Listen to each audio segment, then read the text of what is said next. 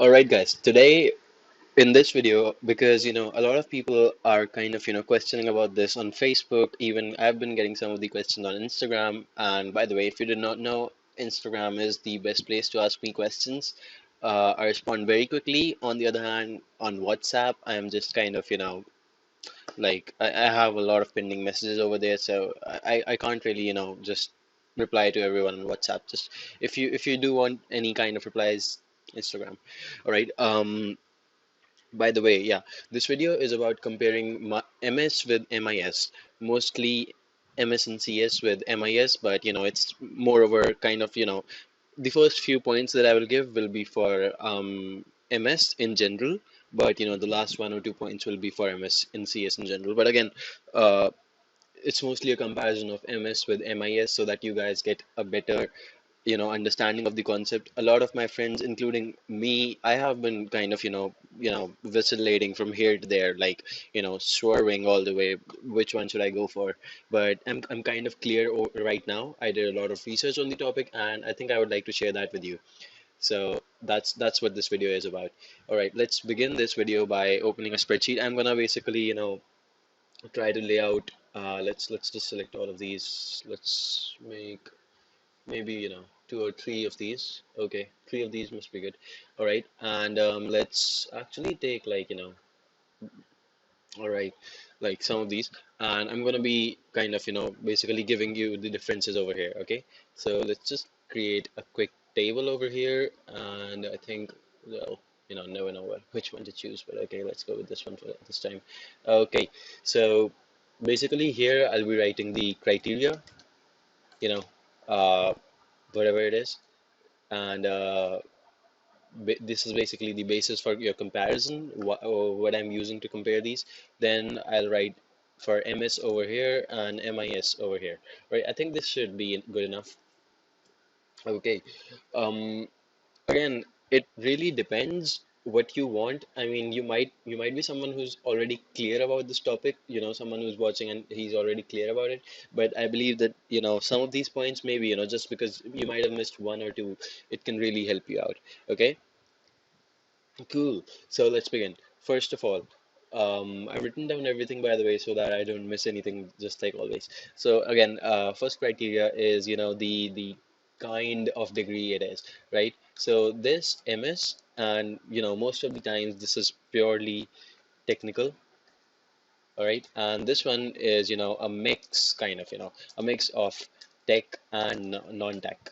So basically, if you are someone who is kind of afraid of getting into this purely technical realm, then you can target MIS.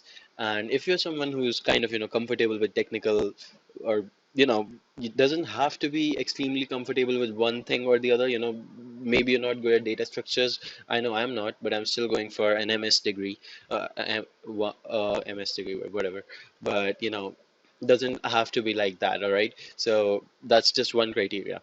Okay, so if you are looking to work in purely technical jobs, basically after your masters, then you should go for MS straight away. And if you are not really sure, you're along, well, you're kind of in the crossroads and you're not sure where you'll go, and you just want to take your time to decide, well, then MIS should be a better choice for you according to this criteria. The second one is the kind of jobs, right? So the kind of jobs that you get over here. Well, here you get basically software-based jobs, basically, software testing, all that stuff, requirement analysis, all that good stuff. And in MIS, you'll basically get jobs like that of BA, business analyst, business technology analyst, and then there's systems engineer or systems architect, and well, there are a couple of others. You can also go for software testing over here. And well, you can also go for software engineering based jobs. Doesn't have to be only these, software based jobs as well. But most of these people kind of get into analyst kind of roles, and someone who's basically analyzing the technologies and analyzing what can be done to basically make sure that the company kind of accentuates itself and creates a better presence, in terms of its customer base, or in terms of how its product can basically improve, right? So that those kind of jobs. Okay, so yeah, that's just two of the criterias over here. Let's look at more. Okay, let's see. Well, there's the third one then. And basically, this is the basis of the course, really.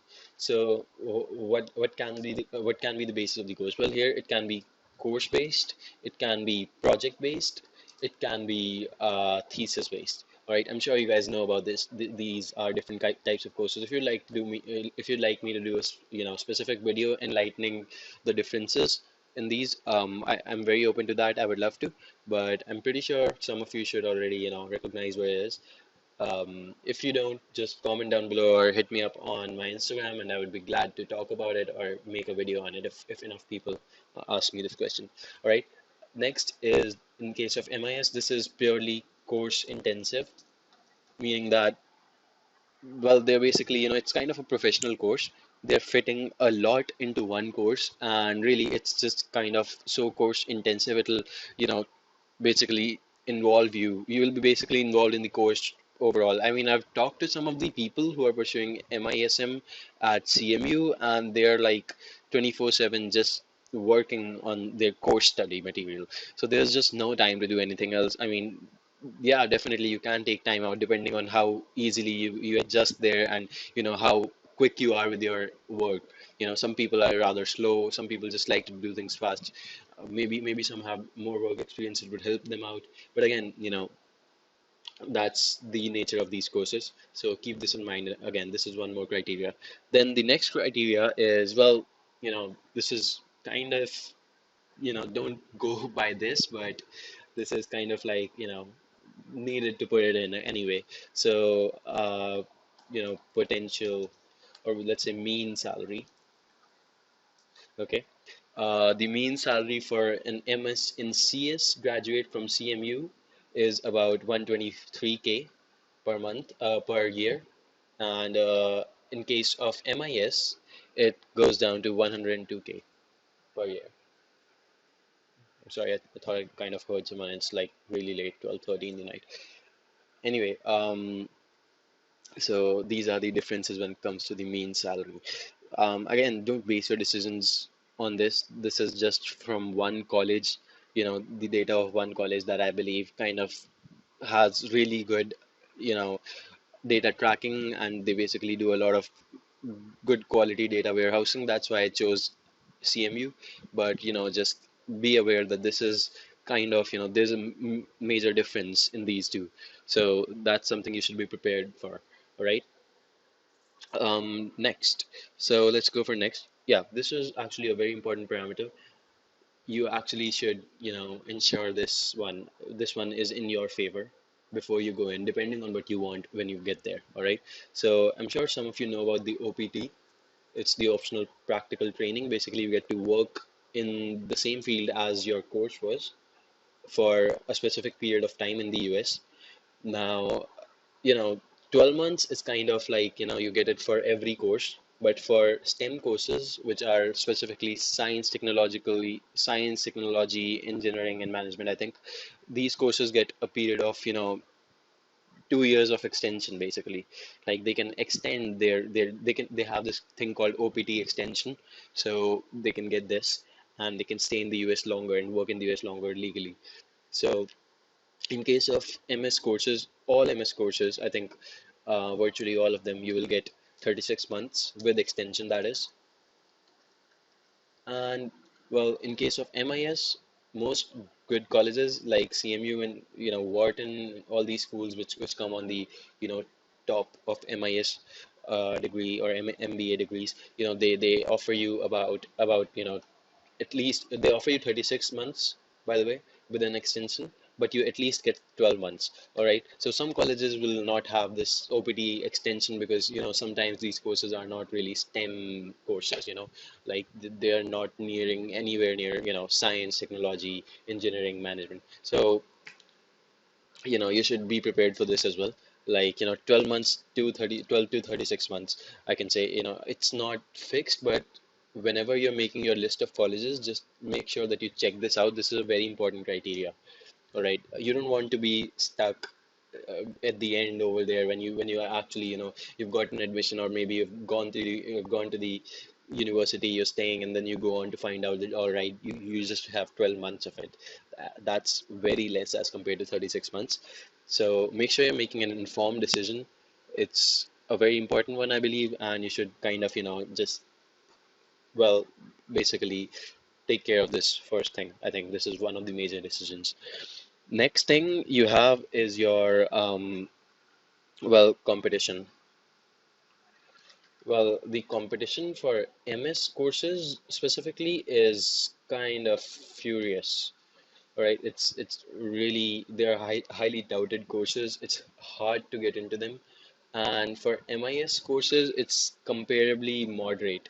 Well, I'm not saying that it's moderate, per se, but it's comparably moderate when you compare it to MS. That's, these courses are a lot harder to get into.